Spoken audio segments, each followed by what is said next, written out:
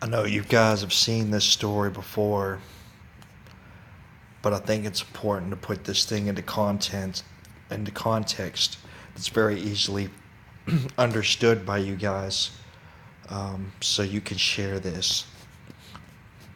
Now, what this article is telling us here, and as you can see right here, this is a picture with Hillary Clinton and uh, and her friend Golan, and of course Golan is the gentleman that Turkey is saying is responsible for the attempted coup of Turkey that's led to the resulting incarceration and or dismissal of somewhere close to 100,000 people over in Turkey. Now, what this is showing us here is some information from Julian Assange. They just got a PDF from him last night, which I'm going to get to in a bit here.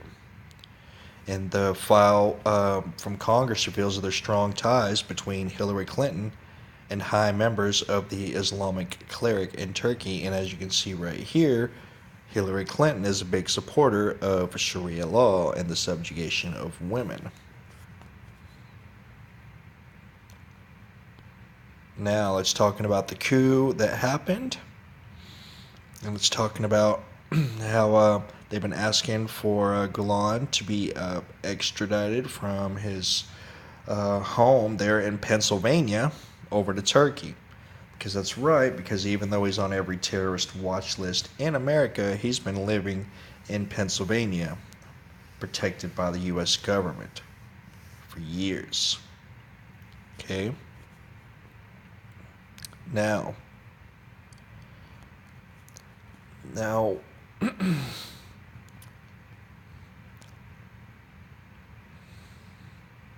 now, in these documents, we find out that there's a connection between Gulenist and Hillary Clinton. Okay, and when you see how this stuff is all connected, you're gonna be like, wow. Now, a Gulen-aligned group called the Alliance for Shared Values hired the Clinton-connected Podesta group to lobby Congress on its behalf. Okay, now the Podesta group primarily exists for those wanting influence from Clinton, and the firm was co-founded by John Podesta. And who's John Podesta? Well, he's Clinton campaign chairman.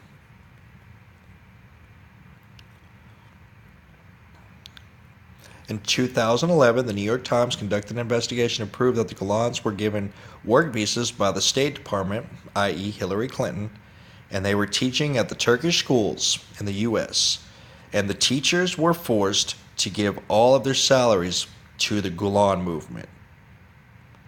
The idea was that the teachers could come back to the U.S. for a better life, but nearly all of their money would go to their bosses, the Gulen movement, and then the Gulans would make large contributions to Hillary Clinton in exchange for her allowing them to bring thousands of workers over here from Turkey. And it also, in 2015, the documents revealed that Gulen followers donated to Clinton's various political campaigns and to her family charity of sums of $500,000 and $1 million. Now, what this here is an email to Huma Abedin, who's one of Hillary's longtime aides. We've heard a lot about her. And it's instructing Obama to meet with this guy who is the president of this OIC, the Organization of the Islamic Conference. And, of course, this guy, who is a Gulen ally, not only met with Obama in Istanbul days after this email, Obama invited him back to the White House. Now, the leaks clearly show that the Podesta group made connections with several Turkish companies even though they had known ties to terrorist organizations.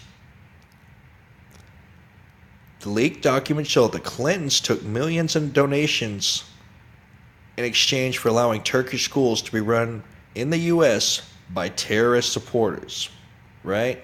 So they're allowing terrorist supporters to run schools here in the U.S., guys.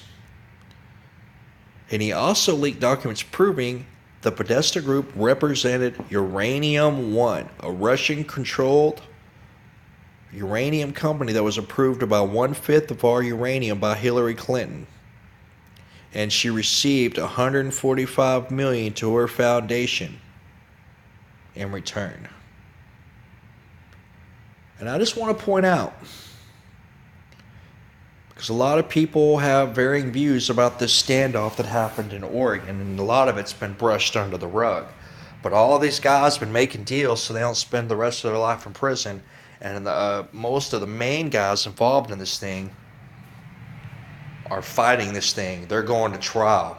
They're not willing to agree to plead guilty to something when they were actually out there trying to expose things just like this. Everybody was discussing why Uranium One was writing comments on their Facebook about the Oregon standoff while that whole thing was going on. And it's quite interesting that Hillary Clinton and the Clinton Foundation have all been proven to be selling 20% of the uranium in the United States to Russia in exchange for cash. So this is pretty serious, y'all. I mean, they're telling you all over the news Russia's the enemy. And, you got Russia getting surrounded by NATO allies, missiles everywhere. And the whole time that they're telling you that Russia is the enemy, they're selling uranium to Russia and pocketing buckets of cash all at the same time. So, do you want to keep believing what the government and the mainstream as media is telling you about Hillary Clinton and about these polls? Or do you want to believe the actual evidence that's in these emails? Or do you want to believe the actual words that came out of Jim Comey's mouth? Or do you want to believe these ranchers and these people who were out in Oregon trying to tell America, hey,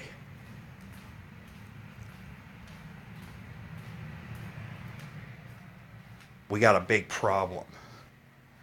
And what you didn't hear, and what the ultimate big problem here is, they're stealing land and they're stealing ranchers' ability to provide for themselves so they can sell uranium to Russians and pocket buckets of money and then turn around and tell a big bunch of lies to the American people about what they're doing with this unconstitutional organization. And yes, it is unconstitutional, and if you do not believe so, then maybe you should go watch the recent Chris Ann Hall video where she gets one of her congressmen, one of our congressmen, on video saying that Congress violates the Constitution all the time, but it's the American people's fault because we elected them into office. There's a whole bunch of things that are indicting people anywhere from Hillary Clinton to Obama to Loretta Lynch to Holder. I mean, the list goes on of the crooked people involved in all this treasonous activity. And the one thing that they put in this article is what I need you as my viewers to remember.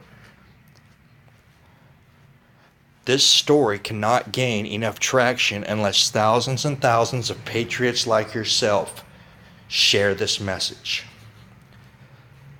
The mainstream media has continued over and over again to block the silent majority patriots movement, but they can't hide this leak if we all unite as one and make this go viral. Our time is running out to put Hillary Clinton in prison, guys. And hopefully Julian Assange has a grand finale coming that can put this woman away for good. But we've got less than 100 days for this election.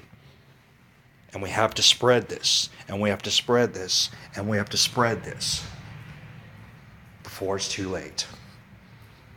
You guys take care.